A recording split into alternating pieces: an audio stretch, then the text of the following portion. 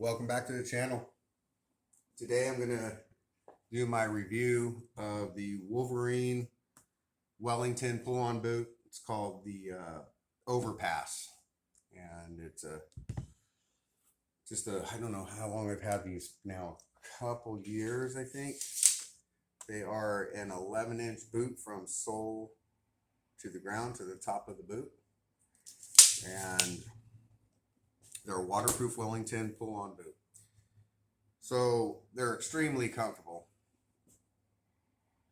They are a waterproof boot with they're called a Carbon Max comp toe, and I've had nothing but good luck with that as far as dropped plenty of things on this boot.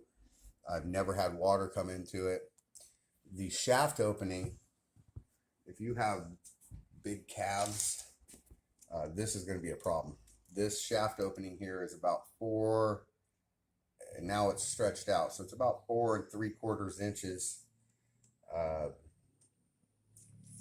roughly. It's really hard to get on and off at first, and even after it's broken, it's real difficult to pull out. It's got good traction on the bottom of the good tread.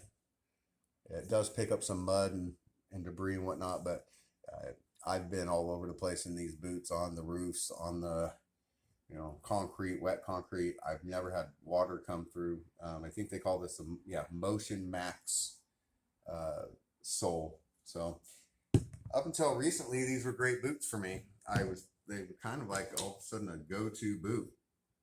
And then one day I started having some problems. I started noticing that it was uncomfortable to wear them on a daily basis. And I didn't know what was going on with it until I was sitting on the couch one day and I noticed that they're starting to come apart. I don't know if that's capturing it, but the tread is just pulling out from the bottom of the boot, and this is split completely down here at the heel. And on the other boot, this part is almost completely collapsed. It's completely falling apart. This part of the boot's coming up. This part of the boot right here is split. It's splitting at the heel. I think it was this boot here this one is coming apart where these two pieces of the sole come together. Now, mind you, I've had these boots for almost 2 years maybe, and they weren't my daily go-tos. Just recently I started wearing them kind of every day. Kind of had a little bit of an injury and decided I needed just something to slip on and off, and they were already broken. So I kind of went towards these as my go-to. And so I would say maybe all together in the 2 years I've had them, or almost 2 years or whatever it is, I've probably worn them maybe a total of 3 months total, if that. So as you can see, I still have tread. I got the little bit of pattern still on the bottom of the tread, so they haven't been worn. They've been worn all over the place when I wear them. Been worn hard, but not enough to have the sole breaking down the way it is. It's just completely coming apart. It's really bad. And the inside of this thing it's just like a foam. The sole is maybe not the tread part, but the sole part here is maybe a 1/16 of an inch, and the rest in here is all just this foamy material that I can't see how. I mean, this is obviously direct attached from glue, but I can't see how this boot would ever hold up. Now, I contacted Wolverine and sent them pictures, because Wolverine does have a lifetime guarantee on their boots against manufacturer defects, and I sent them pictures of these boots, the soles, and they sent me a email back with the code to have credit on their website. I have a lot of pairs of Wolverine boots, and this is now the second pair I've had to have warranted for the same reason, basically just the soles coming apart. So I have a bunch of Wolverine boots at my house that I've never worn. So I don't know. I'm not going to buy another pair of Wolverine boots, I don't think. I'm just going to buy like a couple flannels with the credit.